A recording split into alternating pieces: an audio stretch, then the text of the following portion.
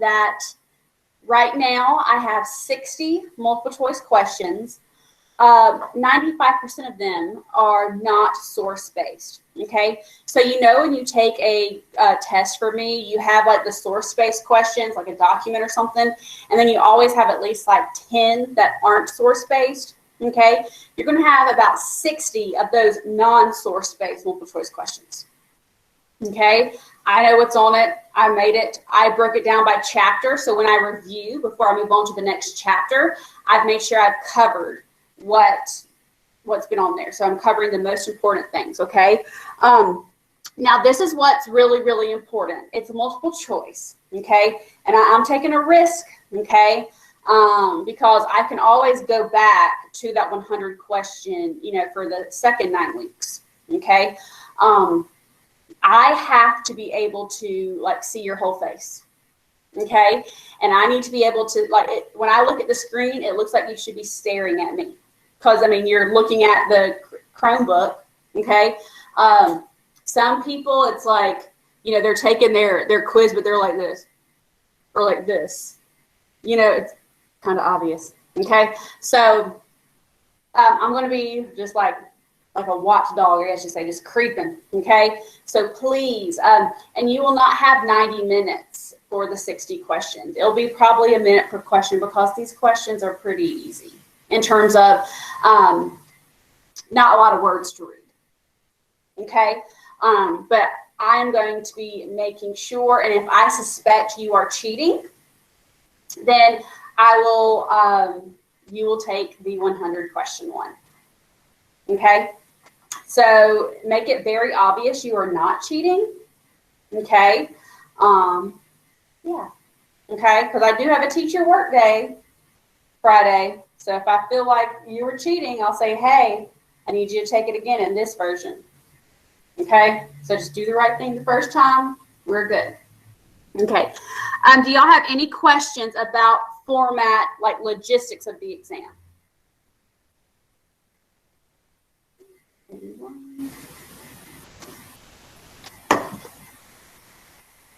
Okay. Also, please make sure you are on your Chromebook so I can access it. Make sure you log in on time, okay? All right, so the reason I'm on my phone is I made a chapter breakdown, and so that, like, the chapter breakdown is on my phone, okay? What I would suggest, okay, I'm not giving you a study guide per se, but if you have a Google Doc or a piece of notebook paper, if you're like, oh man, I forgot all about that, write down that term, and then you are focusing on the stuff you don't remember well. So like if you remember like smallpox and Columbian exchange, you don't write it down. But if you forgot about the encomienda system or the Accidente system, then you're like, oh God, I got to write that down. Does that make sense? You're creating your own custom little study guide, okay? So let's start first with chapter 1.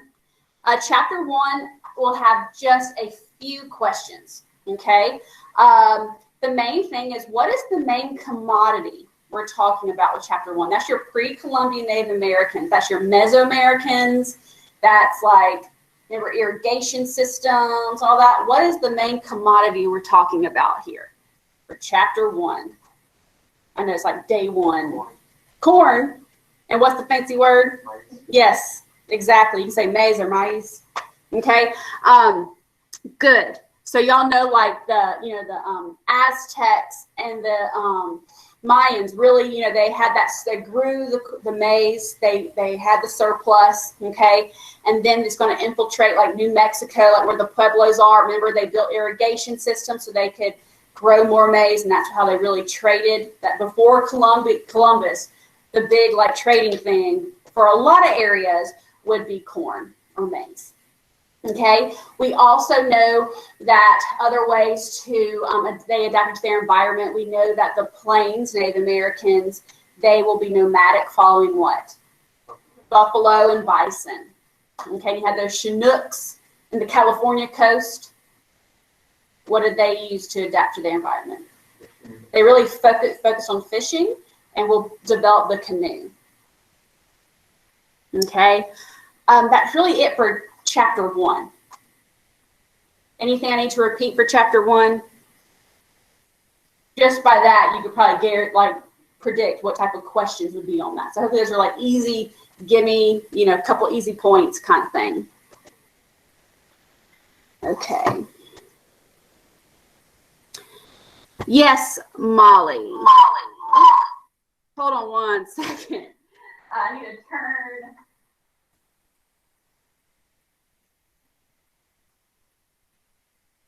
Okay, yes, Molly. What's your question? What did you say the Indians that made canoes were called? Chinooks. And I'll type it out for you.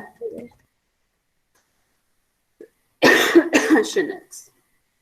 And how I remember that one is like California's on the coast, Chinooks, canoes, lots of C's there. Okay. All right, so the Columbian Exchange is like the beginning of chapter 2, okay? Y'all know 1492, that's the beginning of that Columbian Exchange, introducing the Old World and the New World.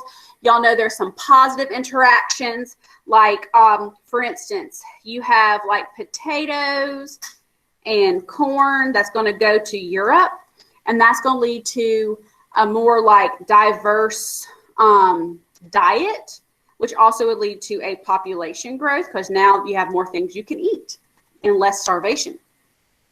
Okay, we know another positive thing would be the Spanish introduced, and this is positive, horses to the Plains Indians. So it's going to make it easier to hunt the bison and buffalo.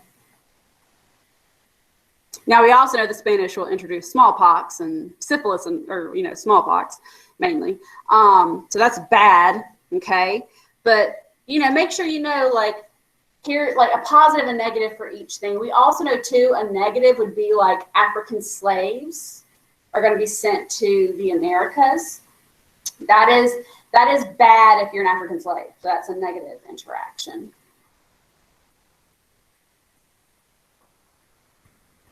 Okay, we do know that if there are natives that would want to combat the Spanish conquistadors, or even natives like, we're talking like Virginia and the Puritans in the later like 1600s, even if they did try to like merge and create like a federation to fight Europe, whatever, they usually had different like fighting techniques. They also had different languages. There were over 400 different languages. So that linguistic problem is really going to like make sure that natives cannot really unite fully.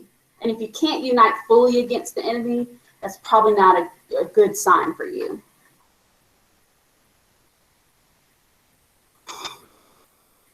Okay, so we're going to focus a little bit on Spanish colonization.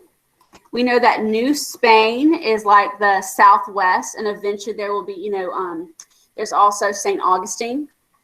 New Spain was around first, but St. Augustine is still around. Okay, so that's why it's like what's cool about that, 1565. So we know, what is the name of that land incentive to recruit Spanish peninsulares to come to New Spain? Encomienda system. Okay, that is that land incentive. If you were a Spaniard, you would be provided acres of land, and usually it would have the first parts of these encomienda acres were supposedly gold mines. Okay, and you would also have natives to be your slaves. And what must you try to do? Try to what? Convert them. Okay.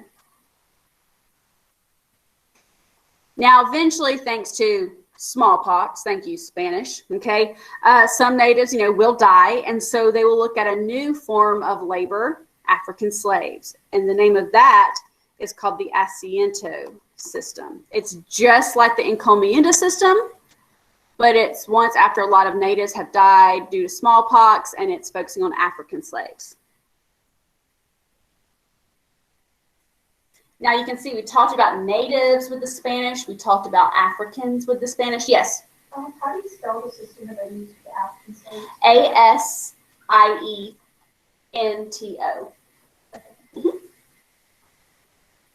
All right, and so you can see there's like different types of people and stuff, and we know that the Spanish will intermarry.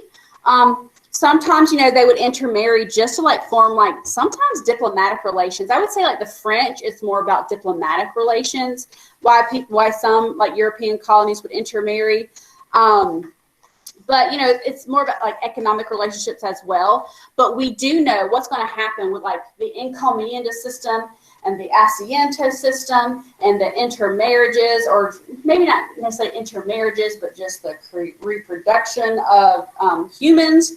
This is going to lead to the caste system, a racial caste system. The peninsulares are at the top. Remember we talked about like mulattoes and mestizos and zambos, all that. You don't have to know, maybe know like one example of the caste system. But just note that be like a mixture, like eventually when you have the encomienda system and the asiento system, and a lot of men are the Spanish people living in New Spain, you're going to have reproduction, and that leads to the Spanish caste system, which is a racial classification of social classes. Okay, let's see. And again, the Spanish will introduce the horse to like the Plains Indians. That will make it better. Okay. Now let's talk about the French colonization. We know that first it'll be Quebec in 1608, and then later it'll be Mississippi or like Louisiana. How did they really wanted? There were two reasons: fur and spread Catholicism.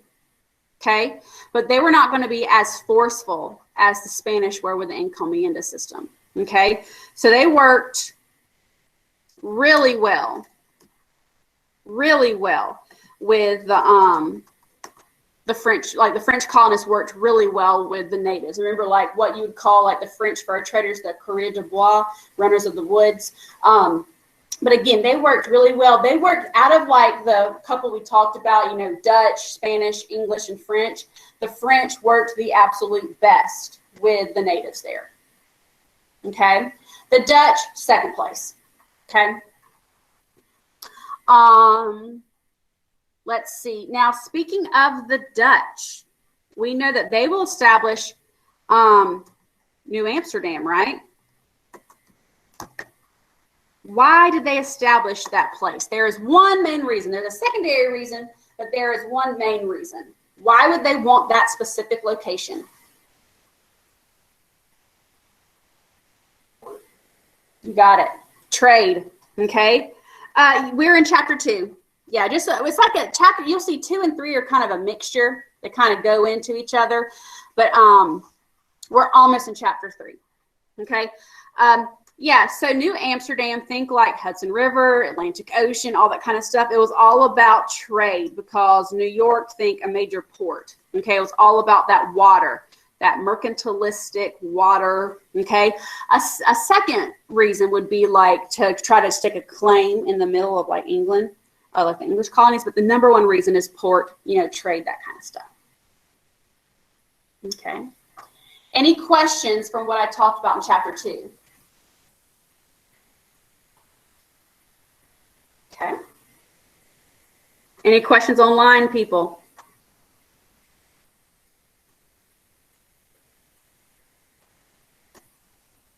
Okay, so now we're going to do chapter 3. We're going to first start off with the Chesapeake colonies. And what are the Chesapeake colonies? Identify them. Oh.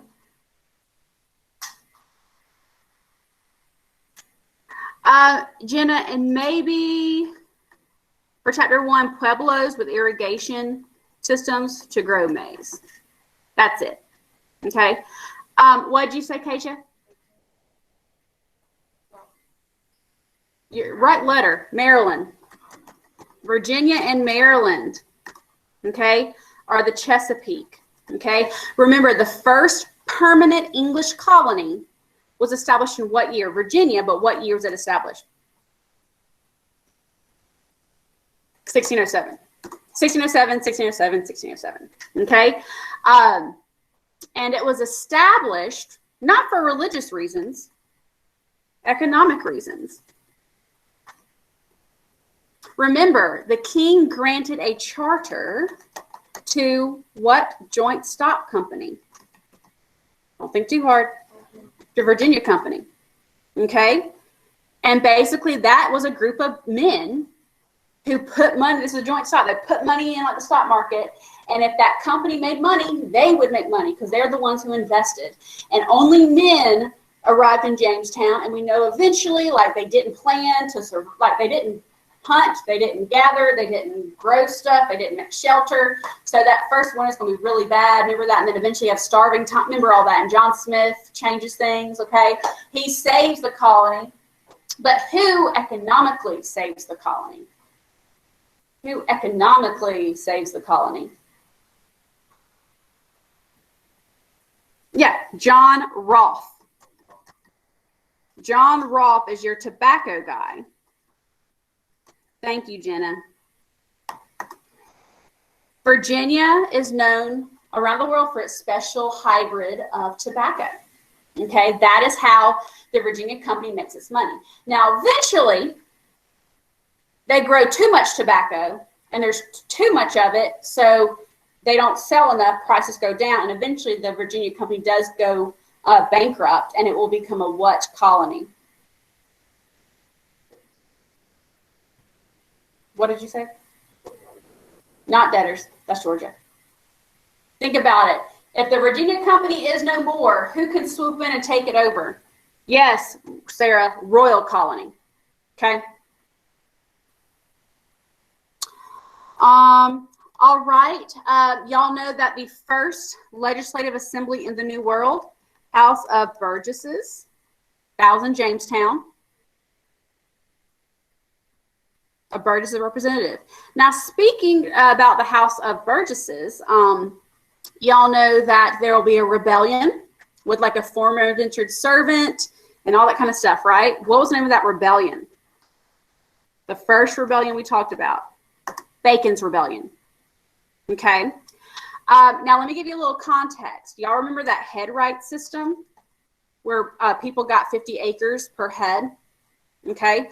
Not like dead, but like person you brought or paid for. And so what's going to happen is, you know, you're moving westward because the head right system, it's 50 acres per head. And eventually that land will be on the frontier where the natives are. And the natives were burning the crops of like people like Nathaniel Bacon and stuff. He goes to the House of Burgesses and they're like, you know, we're only caring about like centralized stuff in Jamestown, not on the frontier. We don't really, this is not a priority. He goes to Berkeley. He doesn't help. So then remember all that, and he burns down Jamestown and stuff. And then eventually the House of Burgesses will pass laws and all that kind of stuff. And eventually, because of Bacon's Rebellion, indentured servitude's out and African slavery is in.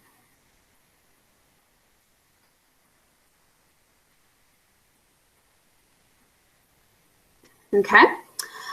Next, let's talk about the New England colonies. Remember, Jamestown, 1607, okay? Starting in 1620, you have those pilgrims. Remember, like the Massachusetts, the Mayflower Compact that willed the majority and stuff. 9 years after that, or 10, it all depends on who you ask, you have those Puritans, and we know that they came here not for economic reasons. They came here for religious reasons. Okay, we do know that there'll be like mercantilism and all that kind of stuff, right? And Massachusetts, even during this time in the 1600s, they were a little rebellious. They had a lot of smugglers and all that kind of stuff. And so what will the king do? They will make Massachusetts a royal colony. Okay, so there are two eventual royal colonies. Okay, Virginia and Massachusetts are eventually two royal colonies under direct control of the king.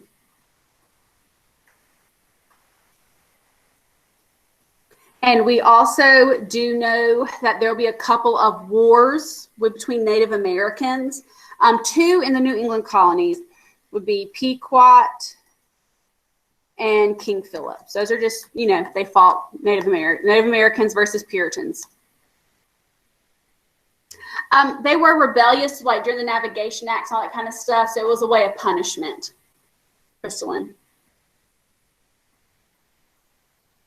It's kind of like a little bit before that Dominion of New England kind of thing.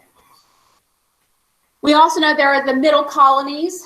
Let me go back. New England colonies. The economy there, rocky soil and stuff, so they're going to build things like ships. Okay. Middle colonies, think the Quakers, very diverse, very tolerant. The middle colonies were known for like trading and also the bread basket, especially like oats and stuff with the Quakers in Pennsylvania.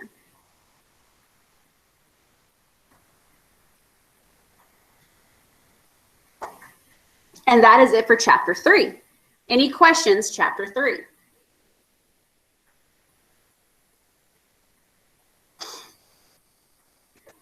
All right.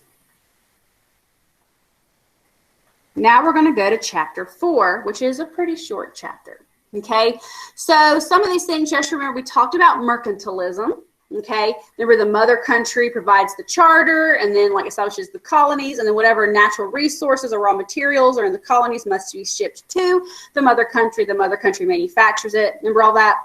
What is the example of mercantilism in 1651? What is that group of acts with the enumerated goods and only British ports and British ships? Navigation Acts. Navigation Acts is the prime example of mercantilism. Okay, now here are the rules, but what's the reality about the rules? They're not enforced. What is that called? Salutary neglect. Now from 1651 to 1764, you have salutary neglect. But there is one brief exception where things were enforced. The Navigation Acts were enforced for just like 3 years. Does anyone know that example of where the Navigation Acts were heavily enforced by Sir Edmund Andros? I know it's been a while. It's chapter 4. Dominion of New England. That is the one exception of where there was a small period. I think it was 1686 to 1689. Remember, that's where King James II merged New England and like eventually like New York and New Jersey into one little colony called Dominion of New England with Sir Edmund Andros. He shut down town meetings. He shut down lots of things, and he enforced it after the Glorious Revolution. James II's no more, so Andros is no more, so the Dominion of New England is no more. Got it? All right. Couple more things. We have the Enlightenment, which you know is more about reason and, you know, challenging political authority and stuff.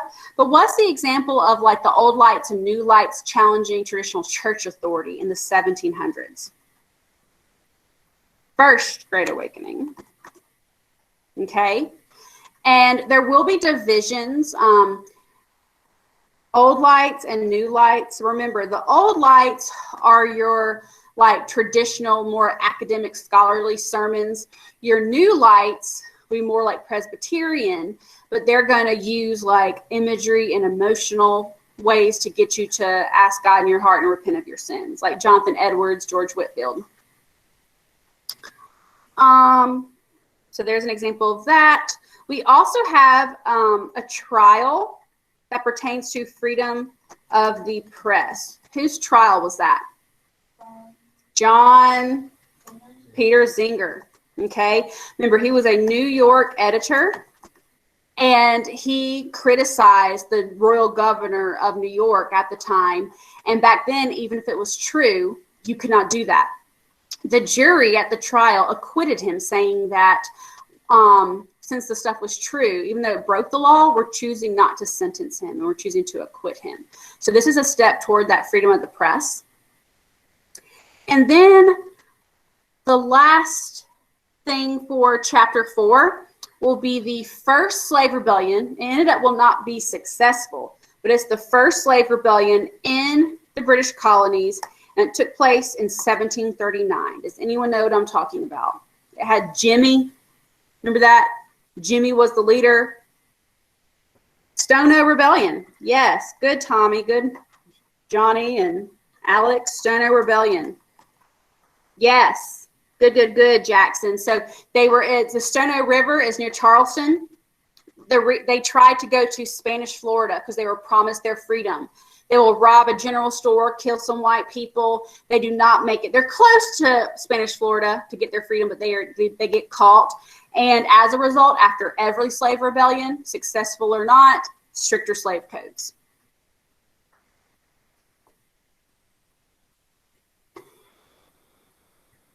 Okay. All right. So next we have chapter 5. Okay. The beginning of this is that French and Indian War, which was fought over the Ohio River Valley. And also just if you think about like Queen Anne's War and King George's War and King William's War, it's more about not just the Ohio River Valley, but this is like the final battle of who like gets to dominate North America. And the winner will be England. As a result, though, there is a huge war debt. Okay. And how are we going to be creative and find a way to pay off that war debt? Taxes to pay for the like administrative cost. Administrative cost is, think about it, that's what you call taxes. Like I pay taxes to pay for the administrative cost of what the U.S. government's doing right now. Got it? Okay. And because of the war debt, there will be taxes and new policies, and they will be enforced. Okay. You have that that proclamation of 1763 has to do with land. You can't go west of the Appalachian Mountains. Okay. 1764, though, is where you have the Stamp Act. This is like a tax. It actually lowered the tax, but it's going to be heavily enforced. This is what ends salutary neglect, the Sugar Act. Or sorry, I typed stamp, but I meant Sugar Act. Sugar Act, Sugar Act, Sugar Act is what ends salutary neglect. Sorry about that. And then you will have the Stamp Act of 1765. This is like the second tax. It's the first direct tax. It's a tax on paper documents. Because think about it, Sugar Act is like importing things and stuff. The Stamp Act is like paper that's already in the colonies, hence a direct tax. Okay. And we know that colonists will not like it because they want actual representation. We know that the Sons of Liberty, the Loyal Nine, all that, the Stamp Act Congress, they formed to protest the Stamp Act.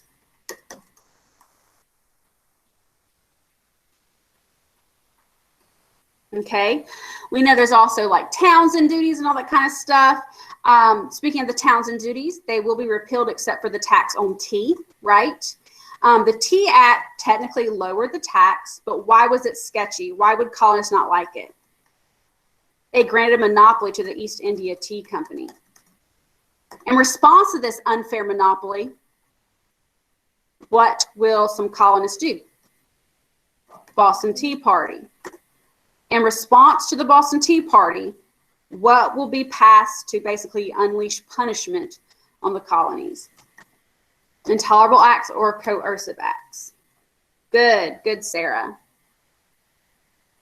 And remember, now with like the town meetings and the legislatures are all closed, so that committee of correspondence is going to be really big, writing letters.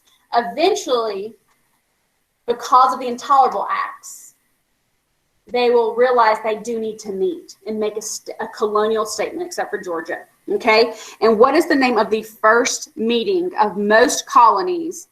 And it's not about it's not about the Stamp Act. It's not Stamp Act Congress. It's about the Intolerable Acts, First Continental Congress. They draft a letter of sentiments saying like complaints against Parliament and the King. And they said if the complaints weren't met, they'd meet again in a year. They will. Okay. They also agree to continue boycotting anything British. Okay. Eventually, though, when it's almost a year up, April 1775, you have Lexington in Concord, which is the beginning of the American Revolution. A month later is when the Second Continental Congress begins, and they meet throughout the entire American Revolution. Okay? The last thing for chapter 5 you need to know, okay? Y'all know that we will declare independence July 4th, 1776. But here's what I need y'all to know. What document expedited the Second Continental Congress to want to talk about declaring independence? There is a pamphlet that says, hey, no brainer, break away. Common Sense. Common Sense was published January of 1776, and it was like, hey, England is killing you. You are fighting your mother country. 'Tis time to part. Break away. Okay? The actual Declaration of Independence and the Olive Branch Petition and stuff, I get what y'all are saying if you guessed that. That's chapter 6. Okay? Any questions there?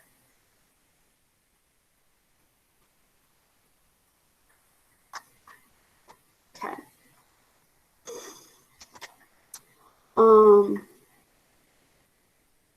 Do y'all want to go chapter 6, or do you want to stop and do a review activity?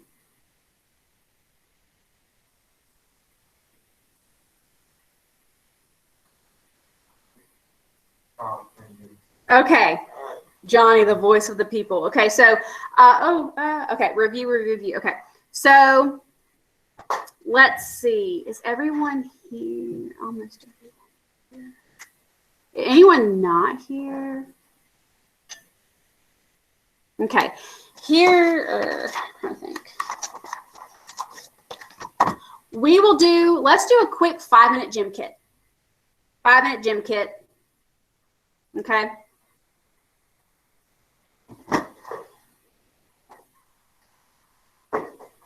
And guys, if I did not mention it in review, that means it is not on the exam. Okay? So I would only study your little sheet that you made.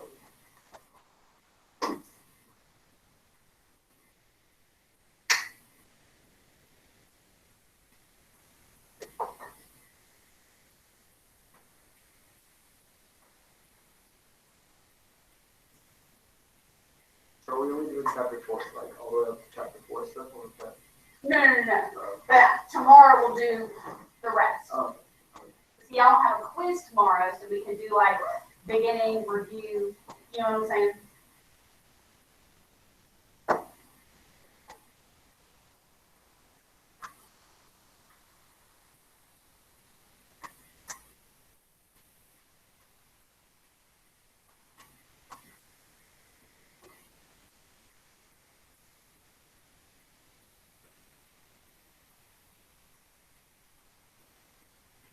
Okay, it's 56692. 56692.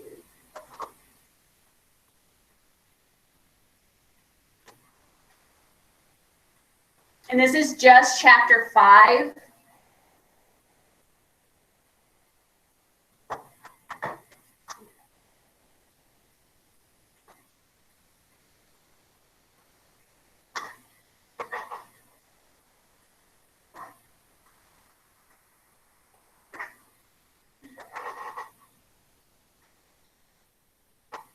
Five, six, 692.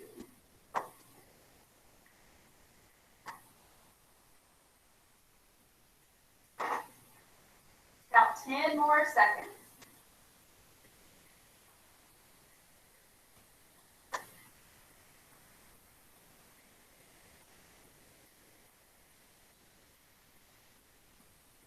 Five, 4, 3, 2, and 1.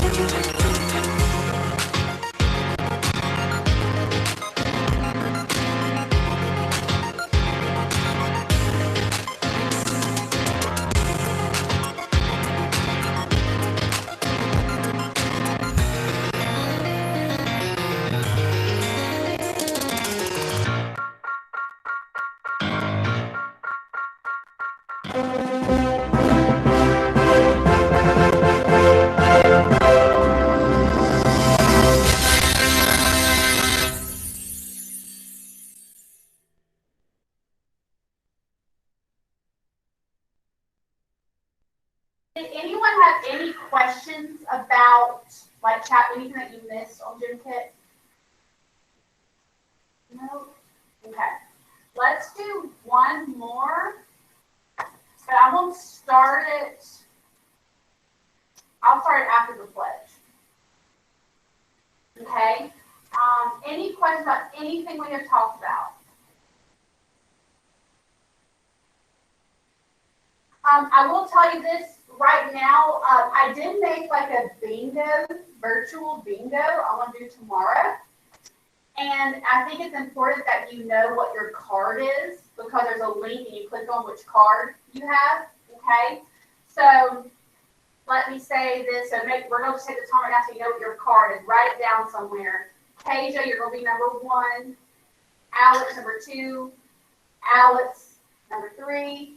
John, 4. Alyssa, 5. Okay? Alyssa Alberton, 6. Ava, 7. Christine, 8. Connor, 9. Crystalline, 10. Francesca, 11. Hannah, 12. Emery, 13. Jenna, 14. Walker, 15. Jack, 16. Josh, 17. Juliana, 18. Kanaya, 19. Karen, 20. Kenzie, 21. Kyla, 22. Maddie, 23. Molly, 24. Ruthie, 25. Sarah, 26. Tommy, 27. Jackson, 28. Will, 29. Did I miss someone?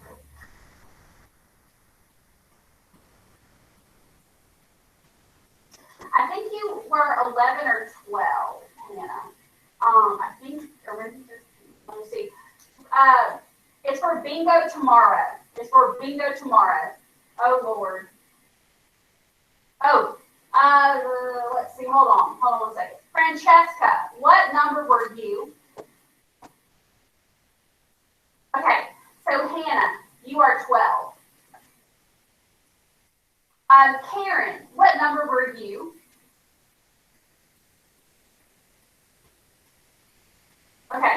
So Kenzie, you are 21. Good morning. One second, real quick.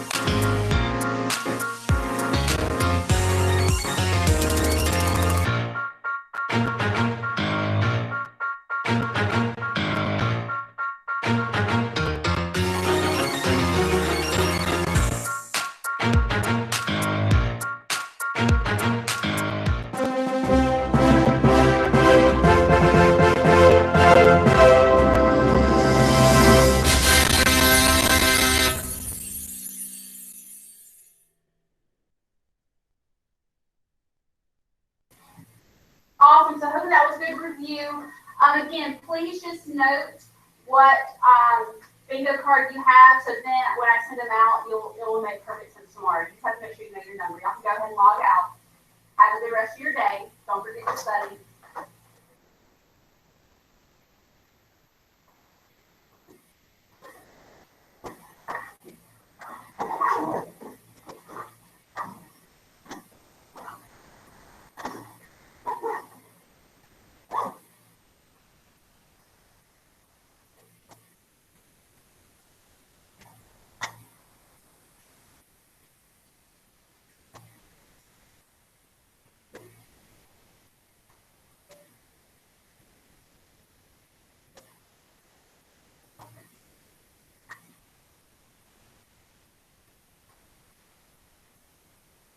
Correct, Sarah. If I did not talk about it when I did my little review lecture, it will not be on your exam. So I would just study what we went over today. Yep,